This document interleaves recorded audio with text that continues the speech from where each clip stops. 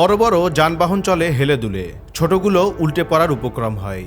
রাস্তা জুড়ে অনেক স্থানে ঢেউ খেলানো, উঁচু ঢিবি, গর্তে আর গর্তে ক্ষতবিক্ষত। বিটুমিন কার্পেটিং উঠে ইটখোয়া বেরিয়ে পড়েছে কোথাও কোথাও।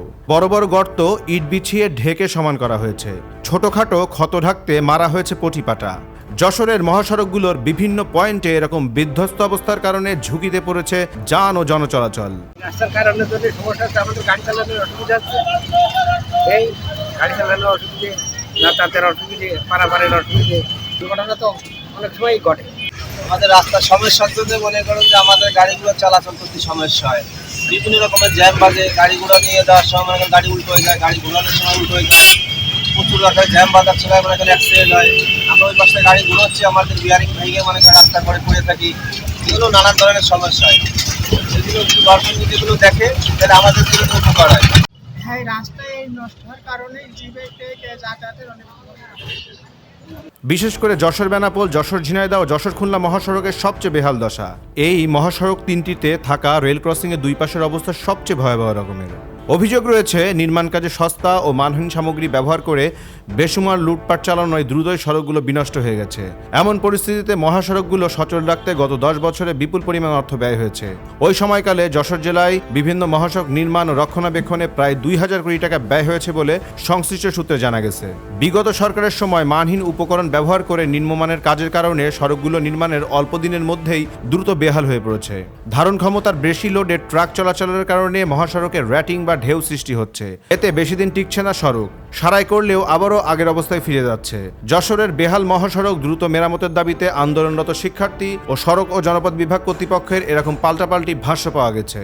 শিক্ষার্থীরা বেহাল মহাসড়ক দ্রুত সংস্কারের দাবিতে যশোরের সড়ক ও জনপদ অফিস ঘেরাও কর্মসূচি পালন করেন গত 9 জানুয়ারি। ওই কর্মসূচি চলাকালে সংস্কারের দাবি সম্বলিত পোস্টার সরকারি দপ্তরটির দেওয়াল ও সীমানা প্রাচীরে সেঁটে দেওয়া হয়। সেসব পোস্টারে সংস্কারের দাবির পাশাপাশি বিভাগটিতে কর্মরতদের সহ ঠিকাদারদের দুর্নীতি, অনিয়ম তুলে ধরা হয়েছে। পোস্টারে লেখা হয়েছে, জনগণের ট্যাক্সের টাকায় শ্রাদ্ধ করা জনপ্রতিনিধি, প্রকৌশলী ও ঠিকাদারদের বিচারের আওতায় আনতে হবে। কমিশনভোগীদের চিহ্নিত ও শাস্তির আওতায় আনতে হবে। বন্ধ করতে হবে নিম্নমানের বিটুমিনের ব্যবহার। এদিকে সড়ক ও জনপদ বিভাগ যশোরের নির্বাহী প্রকৌশলী গোলাম কিবরিয়া বলেন, মহাসড়কের র্যাটিংয়ের প্রধান কারণ হলো ওভারলোডিং। তিনি বলেন, বেনাপোল ও নওয়াপাড়াতে যানবাহনে মালামালের লোডের পরিমাণ মাপতে মিটার স্কেল আছে, কিন্তু ট্রাক মালিক সমিতির বাধার কারণে সেগুলো চালু করা যাচ্ছে না। মহাসড়কের রাটিং এর জন্য প্রধান কারণ হচ্ছে আপনার ওভারলোড। আপনারা দেখেন যে আমার 22 টনের জায়গায় আমাদের চলতেছে 40-এর উপর, 40-42 টন নিয়ে আরো বেশি। তাহলে আমাদের একটা অবজারভেশন আছে, যেটা হলো কি যে দ্বিগুণ যদি আপনারা কেউ লোড নেয়, তাহলে প্রায় রাস্তার ক্ষতি হয় 16 গুণ। তাহলে আপনি যখন দ্বিগুণ পরিমাণ পণ্য নিয়ে আপনি যাচ্ছেন, তখন হচ্ছে কি ওইটা টায়ার যে অংশই পড়তেছে ওই অংশটা নিচু হয়ে যাচ্ছে না। এখানে স্কেল একটা নওয়াপাড়া বসানো হয়েছে, কিন্তু এটা চালু করতে পারে না এখানকার ট্রাক মালিক সমিতি বা ওনাদের সংশ্লিষ্ট যারা ওনাদের বাধার জন্য। ওনাদের দাবি হচ্ছে যে এখানে যে আমরা অন্যান্য জায়গায়ও করেন, একসাথে করলে তো ওনারা মানতেও পারে। দেখা গেছে, চাষা চেকপোস্ট থেকে পালবাড়ি অভিমুখে গাজীর বাজার রেল ক্রসিং ও লাউজানি রেল ক্রসিং এর দুই পাশের অবস্থা সবচেয়ে বেহাল। বিটুমিন কার্পেটিং উঠে ইটখোয়া বেরিয়ে পড়েছে। দুই পাশ থেকে যখন একযোগে যানবাহন চলাচল করে, তখন ধুলোয় যেন অন্ধকার হয়ে যায় চারপাশ।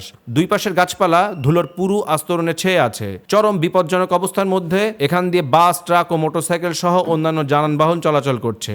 একই দৃশ্য অন্যান্য রেল ক্রসিংগুলোরও। সালমান হাসান, রাজীব, দৈনিক রানার।